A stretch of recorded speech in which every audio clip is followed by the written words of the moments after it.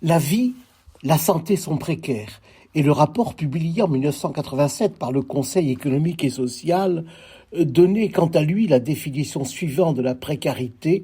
La précarité est l'absence d'une ou plusieurs sécurités, notamment celle de l'emploi, permettant aux personnes et familles d'assumer leurs obligations professionnelles, familiales et sociales et de jouir de leurs droits fondamentaux.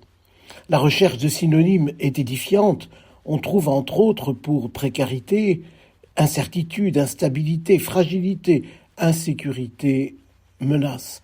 Précarité et précaire font ainsi partie de ces mots employés de manière intuitive et dont le sens s'adapte aux circonstances.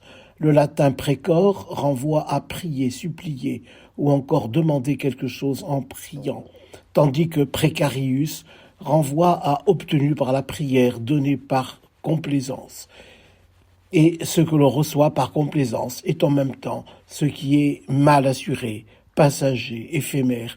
Ainsi, la précarité est à la rencontre de deux courants verticaux, un courant ascendant qui est celui de la demande, un courant descendant qui est celui de l'octroi, ce qui veut dire que ce qui est demandé et reçu ne procède pas de l'exercice d'un droit et n'a pas vocation ou n'a pas obligation à être durable.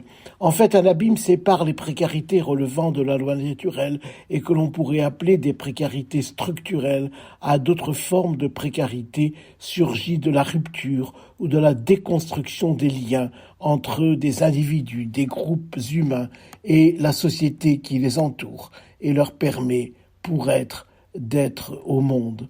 Et effectivement, bien de situations de précarité affectent le monde en dehors de nos frontières. Il y a bien sûr la misère endémique de tant de pays, mais il y a aussi les situations de guerre qui, comme en Ukraine, peuvent transformer de manière violente des personnes paisibles et sans armes en populations précaires, soudain menacées de perte de maison, leur appartement, leur métier et même leur vie.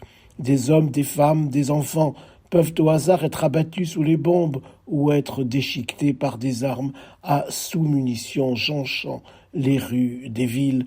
Les précarités, à l'instar du mal, sont coextensives à la condition humaine, et de même que le mal peut être commis ou subi, les précarités peuvent aussi être subies comme elles peuvent être infligées par des hommes à d'autres hommes, en utilisant à la fois leur vulnérabilité et leur fragilité.